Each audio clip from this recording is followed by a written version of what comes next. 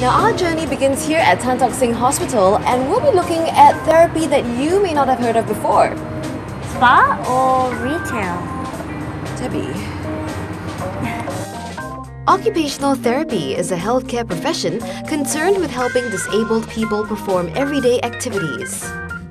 Occupational therapists see patients who have physical, mental, or emotional problems.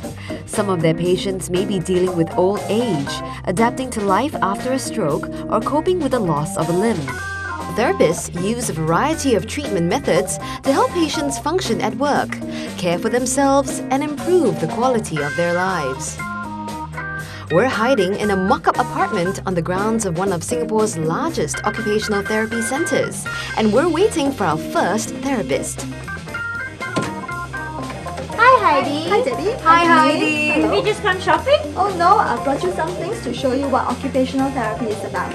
Great. Well, why don't you show us then? Sure, let's go. Yeah. There's a non-slip mat, there's a adapted chopping board, and this is an adapted knife. So now I'm going to get my friend Patrick to show you how to use these assistive devices. So Patrick will be acting today as a person with who just had a stroke. One of the common presentations of stroke patients is the inability to control one side of their body. And the adapted knife allows him to be able to cut those just with one hand. We're going to prepare cucumber and tomato soup today. Perfect. This mock-up apartment was created to give patients a realistic setting to practice new skills in. This is called a long-handed reacher. So this is good for people who have difficulty bending over. Ding! Wow, there's a mock-up car. What's that for? Yeah, let me show you this car. This brake reaction time will test the reflex of a person's ability to press on the brake right after they see an emergency situation. We have patients who have stroke or even elderly patients, taxi drivers who are over the age of 70 and they want to return to driving, need to come for the test. I bet I've got faster reactions than you, Jean. You know what? Okay, you can get on it first, but let's settle it with a race. Alright, let's do it. Michael Schumacher, eat your heart out. When you see the green light, then you will press the accelerator. Okay. And immediately when you see the red light, you'll press on the brake as quickly as you can. Well done. The response time is 0.53 seconds. That's pretty good. Oh, Alright. watch me. Here I go. So now press on the accelerator. Look up for the red light. Alright. Your response time is 0.65 seconds. So that means Debbie is quicker than you. What is Give me the cup. What is that?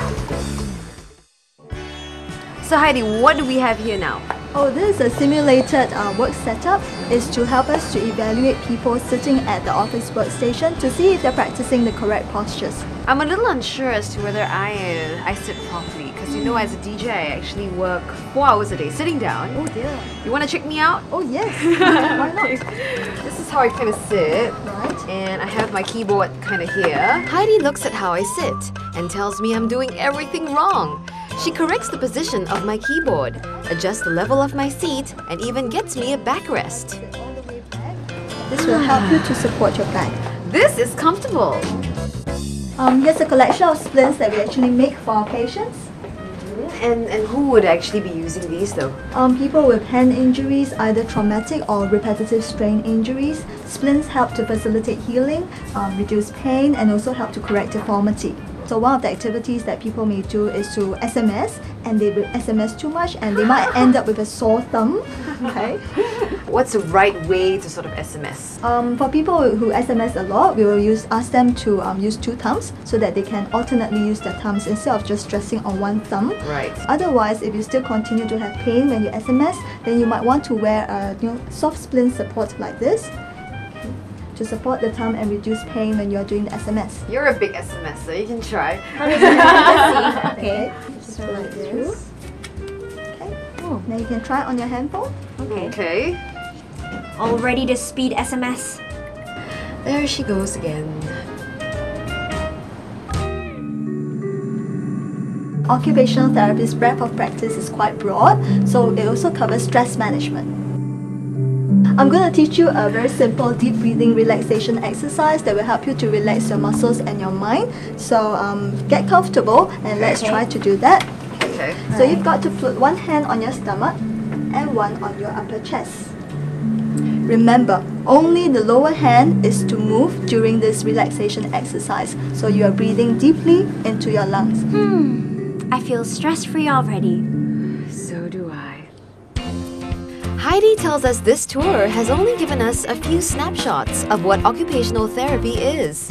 Heidi says occupational therapists also work with children and people with mental health problems. Well, thank you so much, Heidi, for your time today and for showing us around. We had a really good time. My pleasure. I hope you enjoyed yourselves. I must say I really enjoyed occupational therapy. I feel all relaxed now. And I'm taking this with me so I can SMS like a maniac. Debbie, that's not the point, and I can't believe you're taking that with you. Look, Heidi, 2 thumbs.